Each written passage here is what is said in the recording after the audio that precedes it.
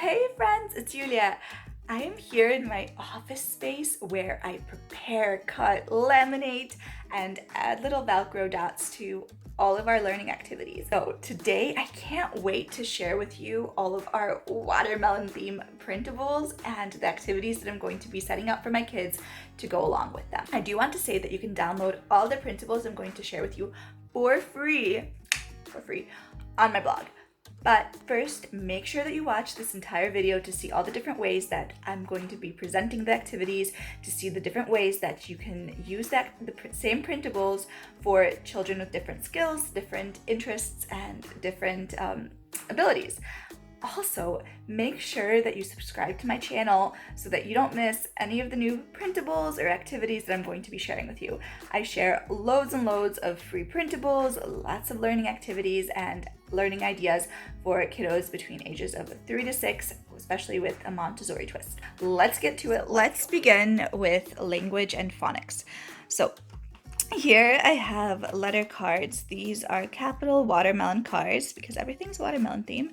And as you can see here in the corner, I have a little gray dot. And what I do this for is that if you want to punch out a hole in the corner and then secure the cards, you can do that. And then you have that guide so everything is in the same spot.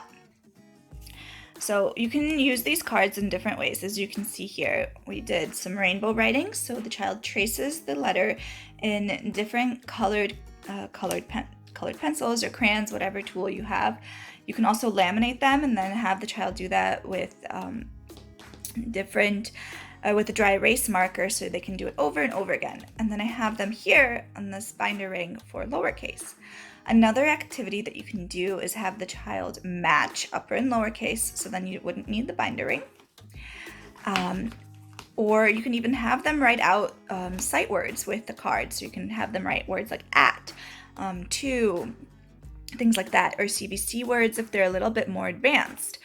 If the child isn't able to trace within the letter, if they're not there yet, you can also combine it with a sand tray and then have the child form the letter in the sand. This is actually not sand. You can see this is rice.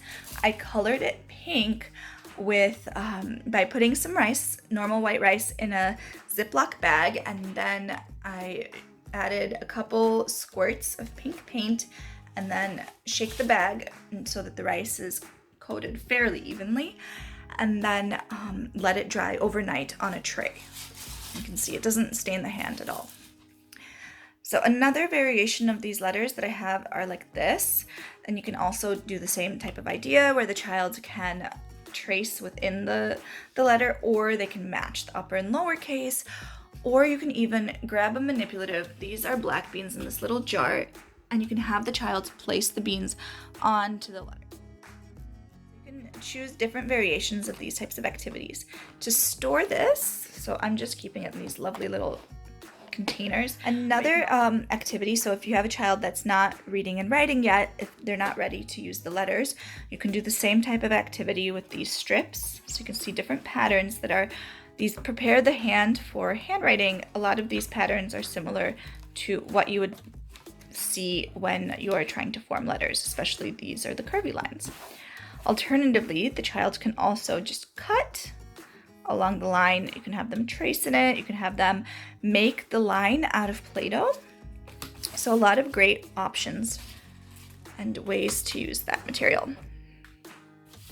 These are a similar idea, but it's just in a different style. And again, these are something actually that we would do with scissors. I would present this and let my child cut them out and use this as a scissors. So here we have our shapes materials. These are our normal shape cards, and then these are the watermelon cards. What the child would do here is just lay out all of these cards on the ground or on a mat in front of them, and then use these to match them to the corresponding shape. If a child is first being introduced to shapes, I wouldn't use this material because it can be a little bit confusing and tricky. They're not exactly identical. But if they're already familiar with shapes and you want to really take their knowledge to the next level and make sure they understand, this type of a material is great. You can see different shapes here. Super cute. That being said, a lot of times materials like this, they do cost a lot of ink, so I have black and white versions for these activities. So you can see here, you can just print it on colored paper, and then it's still really fun and cute, and then they can match the cards in the same way. But that's a great variant if you don't want to print everything with full color and use all that ink. You can just use the black and white version of some of my printables and then print it on colored construction paper so it's still nice and durable. These are shape clip cards. Again, this is the matching work. You're making sure that they really have their knowledge down and that they really understand that just because something is not identical, that it's still the same type of object. So this would be a circle and they have to find a circle here. Again, you can use the black and white version or you can use the colored version. When you're presenting this work, you can present it with clothespins and then they can clip the corresponding answer, or with a marble or a black bean where they can just put something on the correct answer. So here's a circle work. I love, love, love circle work. Familiar with my life cycles. I have a giant pack of life cycles in my TPT shop for all sorts of animals and flowers and plants and trees, all those good things. But we also use them in my shape materials, and what I do here is I would attach these circles to clothespins and the child could place the shape on the corresponding answer. Of course those don't match, but oh, there we go. Here it is.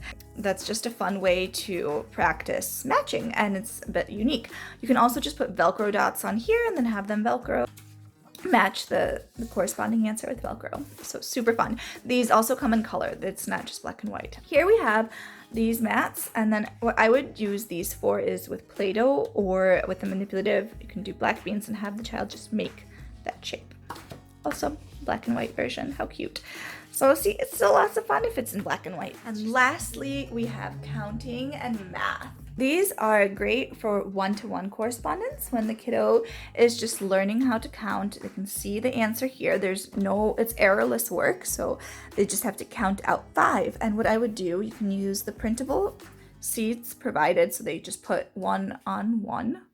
And then they see how much 5 is, they can feel it, or you can use something like this, again, black beans, and just have them put that 1 black bean on each seed so that they're putting it down 5 times, they're seeing how much 5 is, and they're really reinforcing counting that way. Or you can use the blank mats, and these don't have any numbers or seeds on them, so the child has to use their own knowledge of counting to put 4 manipulatives on there. Lastly, here we have tense frames. These also come in 2 versions because I'm all for differentiation and giving you options. So again, you have the errorless option, so they're just reinforcing that this is 4. They can put a manipulative on it, they can make a Play-Doh ball, whatever your creativity allows.